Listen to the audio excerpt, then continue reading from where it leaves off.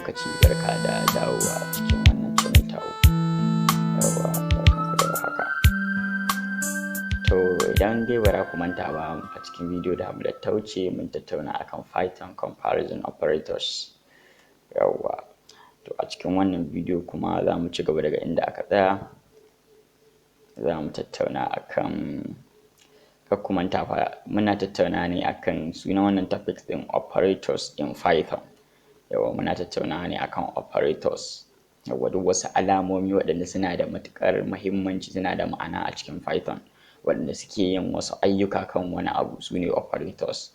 Yawwa, to mun yi comparison operators, wannan na biyun kenan. To yanzu za mu je mu ci gaba da tattauna akan assignment operators in Python programming language. Yawwa, assignment operators.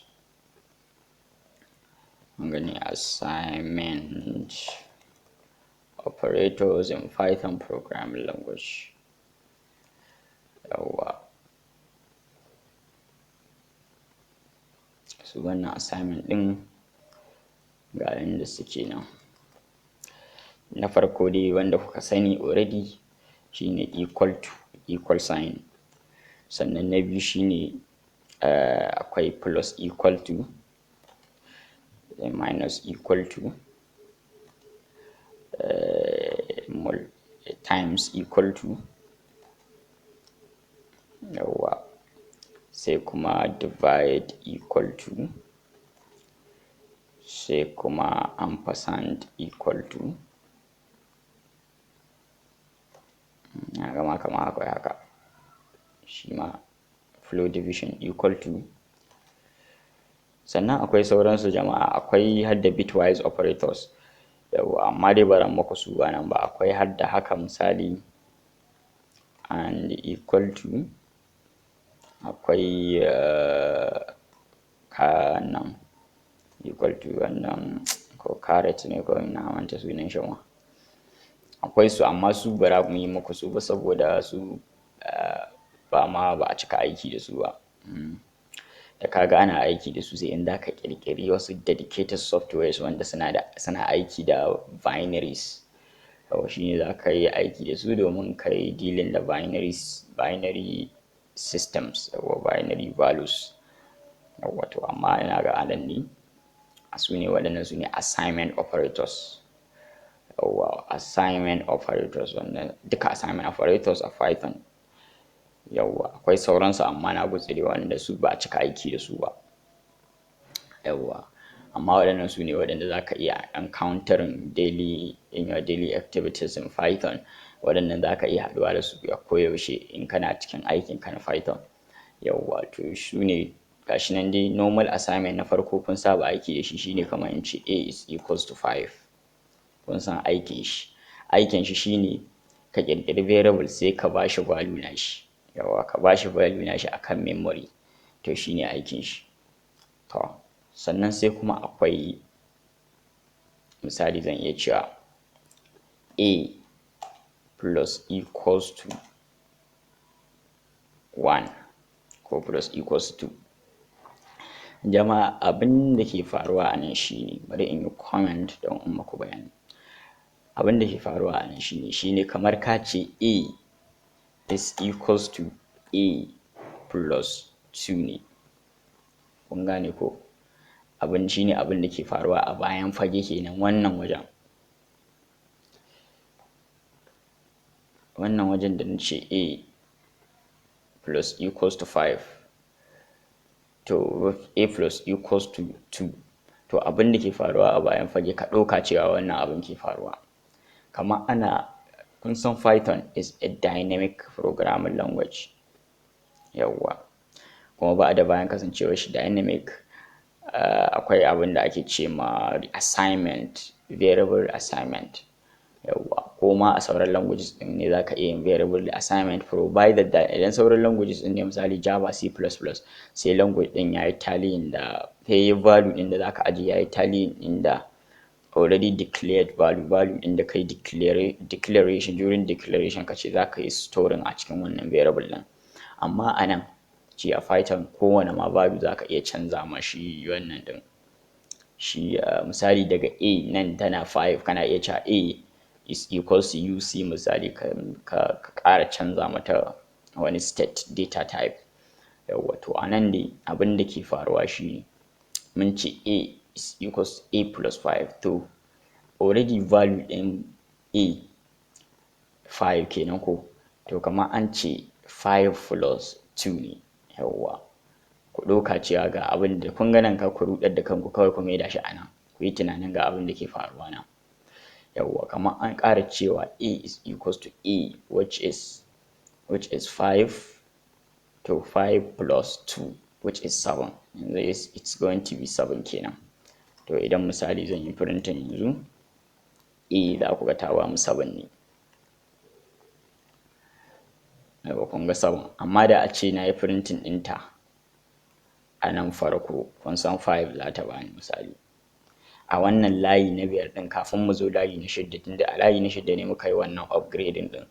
To amma a nan layi na 5 kun gani ga shi 5 ta bara bamu, sai shi wannan printing na biyu na layi na 8 shi kuma ya printing 7. Yawwa to kun ji abin da ke faruwa, to kun ji. To wannan dai shi tun daga nan ma kun fahimta, ko da a ce ban muku sauran ba da kanku za ku gane me ke faruwa. Misali a minus equals to 1, kun ga kamar an ce a is equals to a minus 1, kun gane ko? Misali a is equals to a minus 1, abin da ke faruwa kenan a bayan fage. Kun ga daman a yanzu already a ta zama 7, to sai aka ce a is equal to 7 minus 1. Kun ga 7 minus 1 shi ne zai baka 6, to in da mun yi printing kun gani ta zama 6. Yawwa to sannan a times equal to 2. To shi ma da kanku kun san me ke faruwa. Wanda ke faruwa shine a is equals to a times 2. A times 2 ko? Yawwa kun gani a ta zama 6 saboda ai can an cire mata 1. A ta zama 6. To a nan kuma abin da za ta koma idan ba za ku manta ba ai nan muna reassignment ne, muna ƙara canza value ɗin ne, tunda ai in ka ce ka ƙara kiran a Python in ka ƙara kiran a ka sa equals gaba, to duk abin da ya biyo baya ka canza ainihin value ɗin kenan. To kun ga kenan a nan farko tashin farko a 5 ce, sai muka ce a plus 2, kun ga me zai bamu 7, 5 plus 2 zai bamu 7. To sai muka ce wannan 5 plus 2 din a yi assigning ɗinta. Kun ga kenan wannan memory space ɗin na 5, tunda ai variable memory space ne, to a space ɗin nan a canza value ɗin da ke kai a yi assigning nan, kamar ku ɗauka cewa kamar 7 ce aka ce a is equals to 7. Kun gane ko? To kun ga an canza value ɗin a kenan ta koma 7. Abin da ke faruwa a nan kenan. Yawwa shi yasa shi a Python da zarar ka kira equal to kawai ka canza value ne, tunda daman Python is a dynamic language, za ka iya canza zuwa daga kowane data type zuwa wani data type. Yawwa duk lokacin da ka ga dama. To da zarar ka kira equal sign, ko da a ce ka yi initializing value ɗin ka bata wani value can baya, ka zo ka ƙara canzawa, to ka canza value ɗin. Kun gane ko? To shi ma duk abin da ke faruwa kenan nan. To jama'a ko da a ce ban yi sauran ba da kanku za ku iya ku ƙirƙire su. Dai iri yanda kuka ga wannan duka abu ɗaya kawai, kun san dama already ma'anar wannan duka cikin bidiyon da na yi da ta gabata, na ga previous video ne kuma guda biyu da suka wuce dai kusan da kun duba dai za ku fahimci duk ma'anarsu kun sani. In ba ku gane su ba ku duba videos ɗin can baya za ku fahimta. Yawwa to bari in ɗan muku wannan na ƙarshe ɗin nan wanda nake ɗan contemplating kan shi. Bari na gwada shi na gani. Misali a float division equals to 3 misali. Za mu ga a. Yawwa to shi ma kun ga yayi a, shi ma yana cikin wa. Yawwa to jama'a daga nan dai za mu zo ƙarshe. Yawwa daga nan za mu zo ƙarshe. Shi kenan, wannan shi ne Python assignment operators. Wannan duka su ne assignment operators, waɗanda shi sa aka ce musu assignment operators kamar yadda na faɗa muku. Da in ka kira su suna ƙara reassigning ne, kuma idan aka yi reassignment kamar an canza value ɗin abin da za ku sa a ranku kenan. Wannan yana ɗaya daga cikin abin da ya kamata ku sa a ranku a Python. A Python sai ka riƙe wannan abu, saboda wannan kamar wani bambanci ne wanda ba kowane programming language ke da irin wannan feature ɗin ba sai Python.